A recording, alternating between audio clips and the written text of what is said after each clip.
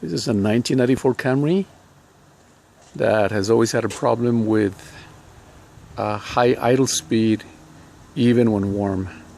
We've had it for several years, and after it warms up it idles at about 1,100 RPMs.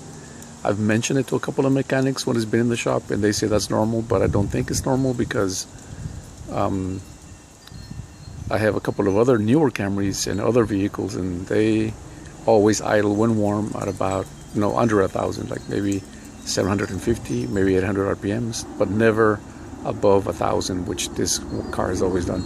And it's run well, so I left it alone. But I was watching a YouTube video that these guys put out.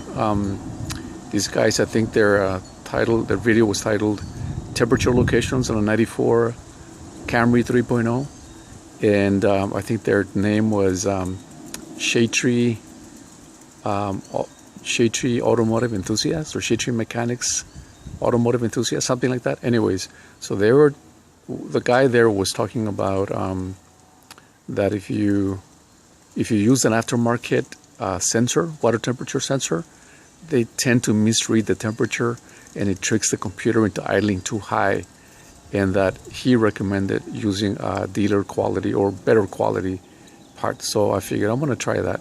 So here's what I did. I'm not a mechanic. I learned pretty much everything from those guys on the video, so I want to say a big thank you to those Shade Tree mechanic guys. So here's the front of the car. Here's the radiator. There's a radiator hose. There's the fill cap. And the sensor that he's recommending to replace is right here. It's not... Okay, I need help, Nan. Let me get an assistant to help me with the phone. But what he's coming... This is not the one right there. The one my finger's pointing to. That one. This one here is a smaller sensor. And that one basically communicates to the needle, the temperature needle on the instrumentation panel. So that one only has one wire coming out of it. The one that he's suggesting was this one here, the one behind it, which is that one right there. And this one is the one that reads the coolant temperature, and it tells the computer how much gas to give the engine at idle speed and at startup. So the one that I had in there was an aftermarket one, and it was running okay. It was working okay, but it was idling at above 1,000. So I figured I'm going to try it. Now, as you can see, the base of this one is shiny. I've already installed it, but here's what you do. Come around, man. There's a cap right here. So if you can hold the phone for me, man, and zoom right in on this part right here. Let me know when you see it. It's in there? Yes. Okay, so there's a tab that you push right here, and as you push, it releases a little hook, and this tab comes out and releases the connector. You see the connector? There you go. Okay, and this is the part that we are trying to replace. That's the new one already. To take it out, you need a 19mm socket. That.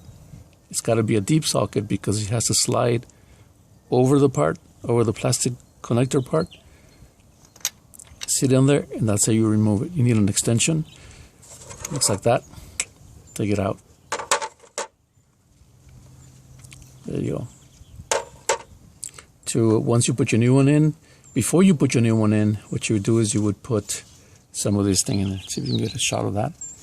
This is a Permatex high temperature thread sealant. Let me show you the old part.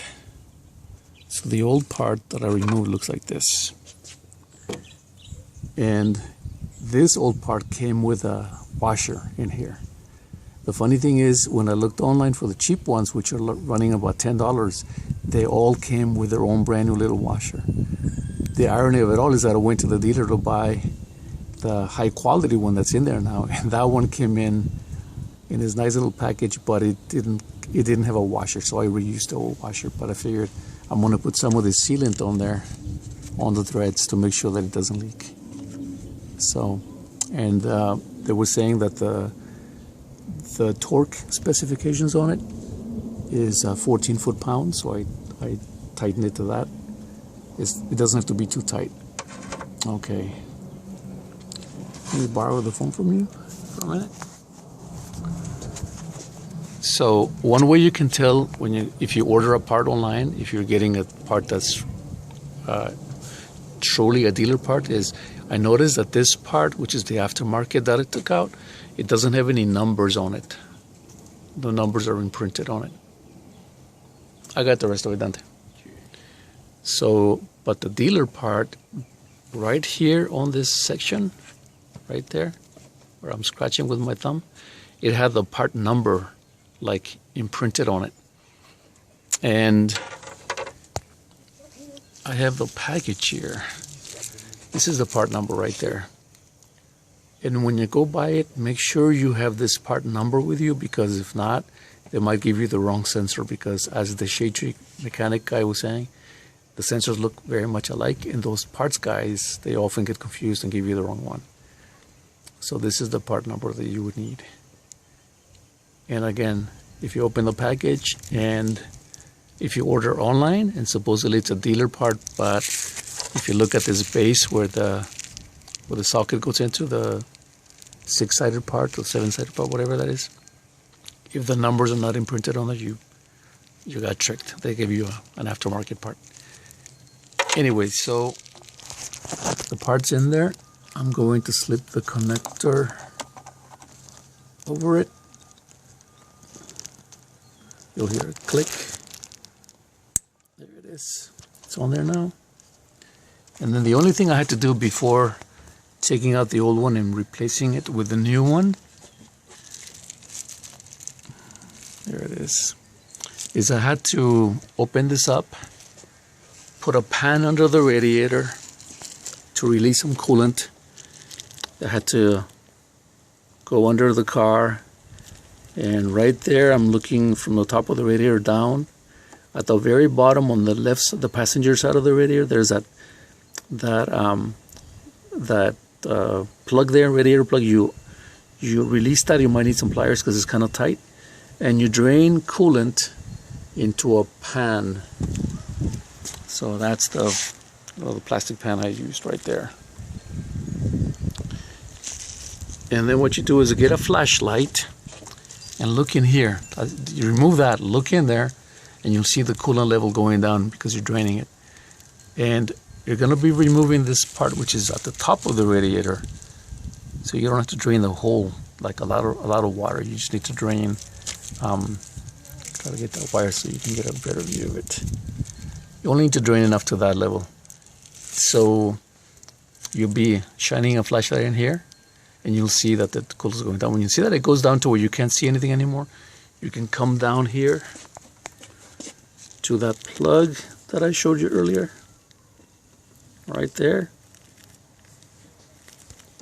Tighten it by hand. You then go ahead and do your thing up here. Take out the old one. Grab your new part in. Put the thread sealant on there. Tighten it to 14 foot-pounds. If you don't have a torque wrench, don't worry about it. Just tighten it snug. And then you can refill your coolant in there. What I did is because I'm not a mechanic, I don't know what's going on here. I basically wanted to make sure that I put the same amount of coolant in as I brought out. So what I did is I poured it from here into a container. This one, it's a used container. And I measured how much coolant I took out. And that's how much I took out. So you can see it's actually slightly less than a gallon, because this is a gallon container. So I poured it back in. When I poured it back in, not all of it went in. There was maybe an inch towards the bottom left. So I drove the car around and let it rest overnight. And I came back the next morning and I opened the radiator and I put the rest back in, and I filled the reservoir back up to the level. So getting back up here, and it turns out that this fix was successful, because I drove the car and it does idle now at 750 to 800 RPMs. It's normal idle. So those mechanics that told me that it was normal for this car to be running at 1,100 or 1,200 RPMs, they were wrong. And I want to say a big thank you to the shade tree mechanic guys for giving me this tip. It was a very simple job to do. I just needed a 19mm socket and that thread sealant, and the car idles perfectly fine. It feels like new. So getting that dealer part was very good advice. So thank you again. I hope that some of you are able to benefit from this like I did. Take it easy and have a good day. Bye.